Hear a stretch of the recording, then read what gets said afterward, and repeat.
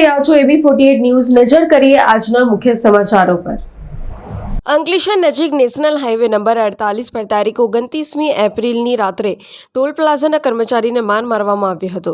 Barricade હટાવવાની બાબતે થયેલી માથાકૂટ મારામારીમાં પરિણામી હતી, જેમાં કારમાં સવાર 4 લોકોએ ટોલ પ્લાઝાના કર્મચારીને ઢોરમાર માર્યો હતો. આ સમગ્ર મામલાના સીસીટીવી ફૂટેજ પણ બહાર આવ્યા હતા.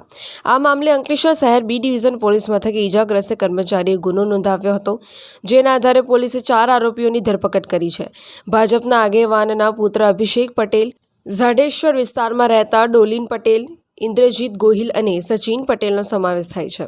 બી ડિવિઝન પોલીસે તેઓ પાસેથી કાર પણ કબજે કરી છે. ભાજપના આગેવાનના પુત્રની જ મારામારીના ગુનામાં ધરપકડ થતાં ખળભળાટ મચી જવા પામ્યો છે. Pintu Modi, AB48 news, Ankleshwar.